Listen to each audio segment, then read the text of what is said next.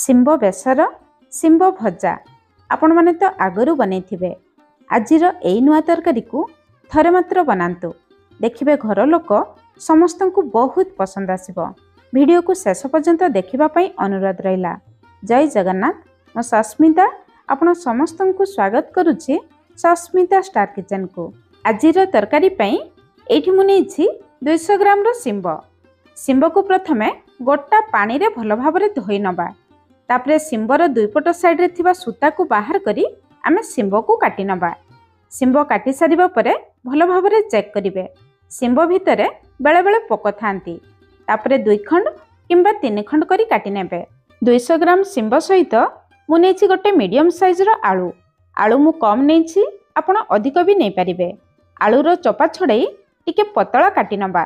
शिंब आलू तरकारी रे समान भाबरे सिझी जिवे। ता छड़ा 2टी मीडियम साइज रो पियाज टिके अधिक नबा। ता छड़ा 7-8 कोला आमे रसुण नबा। एई तरकारी रे पियाज रसुण टिके अधिक दरकार। चलंतु तरकारी बनेबा स्टार्ट करिबा। कढ़ई गरम करी गोटे छोट चमच सरिष तेल दबा। तेल गरम हो जिबा परे आमे शिंब दबा, आलू को दबा नाही।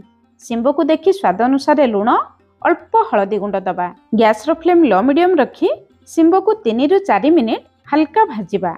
शिंबर कंचा बासना चली गले तरकारी रे खाइबा पई भल लागिबो। दर्शक बंधु गोटे अनुरोध, रेसिपी पसंद आसिले प्लीज वीडियो को लाइक करंतु, निश्चय गोटे शेयर करंतु।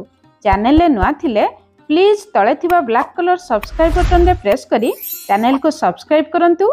फेसबुक पेज को निहाती फॉलो करंतु। शिंब एमिति लाल कलर हे जिबा परे आमे बाहर को बाहर करी आनिबा। सेई कढ़ई रे आउ 2 चमच सरिष तेल दबा। तेल गरम हो जिबा परे अधा छोट चमच कला जीरा दबा। शिंब तरकारी रे कला जीरा देले तरकारी रे बहुत बढ़िया टेस्ट आसे। जदि कला जीरा थिबो देबे, नथिले साधा जीरा देबे। गोटे सुखिला लंका दबा। जीरा को तेल रे भलो भाबरे फुटै नबा। तापरे 7-8 कोला रसुण, गोटे कंचा लंका को छेचिकी दबा। रसुण को छेचिकी देबे। रसुण को केवल गोटे मिनिट पर्यंत हल्का भाजिबा। रसुण को बेसी भाजिले रसुण रो बासना चली जिवो। रसुण हल्का भाजी जिबा परे आमे नेथिबा 2टी मीडियम साइज रो पियाज को दबा। गैस रो फ्लेम मीडियम रखी पियाज को केवल 2 मिनिट पर्यंत हल्का भाजिबा। पियाज रो कंचा बासना जिबा पर्यंत हल्का भाजिबा, बेसी पड़िबा नहीं। तापरे आधा इंच रो अदा को छेचिकी किंबा कोरिकी दबा। अदा छेचा पियाज भाजी जिबा परे देबे, ताहले अदा छेचा रो बासना बहुत बढ़िया आसीबो। अदा को सेमिति गोटे मिनिट पर्यंत हल्का भाजिबा। अदा रसुण पियाज को बेसी भाजिबा नहीं। अदा हल्का भाजी जिबा परे आमे काटी रखिथिबा आलू को दबा। शिंब को आमे प्रथमे हल्का भाजी नेथिले। आलू को देखि स्वाद अनुसार लुण, अल्प हळदी गुंड दबा। शिंब रे अल्प लुण हळदी भी आमे देथिले। भलो कलर पई अधा छोट चमच काश्मीरी लंका गुंड दबा। बेसी राग न थाए, राग पई आमे कंचा लंका, सुखिला लंका व्यवहार करिछु। आलू को भाजिबा पई टिके अधिक समय लागिबो। एबे आमे गैस रो फ्लेम लो मीडियम रखी 2 मिनिट पर्यंत कभर करिबा, जहा द्वारा आलू भाजिबा सहित टिके सिझी जिवो। 2 मिनिट परे आलू को टिके गळै नबा।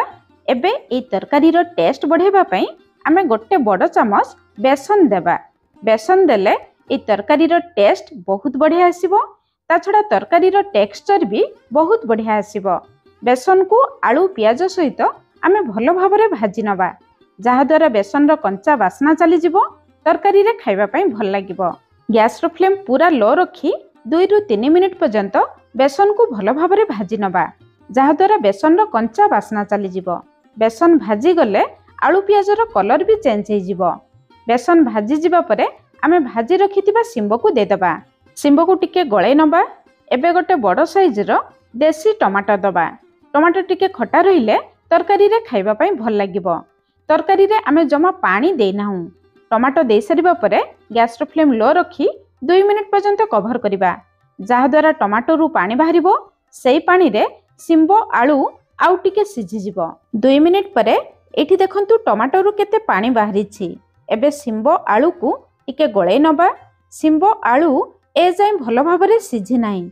एबे आउ 2 मिनिट सेमिति लो फ्लेम रे कभर करिबा। एई तरकारी को आमे लो फ्लेम रे कभर करी सिझेबा, जहा द्वारा तरकारी रो टेस्ट बहुत बढ़िया आसीबो। 4 मिनिट परे एठी देखंतु टमाटो हमर सॉफ्ट हे आसलानी।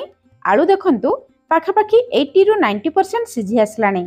आलू एतिकी सिझी जिबा परे आमे किछि गुंड मसला दबा। अधा छोट चामच जीरा गुंड, अधा छोट चामच धनिया गुंड, अधा छोट चामच रु भी कम गरम मसला गुंड। गरम मसला गुंड न देले भी चलिबो, किंतु देले बहुत बढ़िया टेस्ट आसीबो। बेस किछि धनिया पत्र सबु गुंड मसला को सिंबो आलू सहित भल भाबरे मिसे नबा। ए जाय तरकारी रे आमे जमा भी पानी दे नाहु। आपण माने चाहिए एमिति ए तरकारी को आउ 3-4 मिनिट भाजी की बने परिबे। जदि टिके लटपटिया करिबा पई चाहिए 2-3 चामच पानी देबे। जमा बेसी पानी देबे नाही, तरकारी रो टेस्ट भल लागिबो नाही। एबे 2 मिनिट लखाई 2 थर ता माने 4 मिनिट लो फ्लेम रे कवर करिबा, जहा द्वारा सिंबो आलू मसला सहित भल भाबरे मिसी जिवो, भल भाबरे सिझी जिवो। 4 मिनिट परे एठी हम तरकारी रो फाइनल लुक, फाइनल टेक्सचर देखंतु। सिंबो आलू केते सुंदर देखा जाउछि। सबु मसला सिंबो आलू सहित भल भाबरे लटपट हो जाइछि। सिंबो आलू देखंतु तरकारी रे भल भाबरे सिझी जाइछि, किंतु जमा घांटी नाही। ध्यान रखिबे सब जिंस भल भाबरे सिझी जाइथिबो किंतु घांटी नथिबो, ताहले तरकारी देखिबा पई सुंदर लागिबो आउ खाइबा पई भी भल लागिबो। मु एई तरकारी रो नाम सिंबो आलू लटपट रखिछि। आपण माने कोन नाम देबे निहाती मते कमेंट्स करी जणैबे। आज पई रहिली, पुणी देखा हबा नुआ रेसिपी रे। धन्यवाद।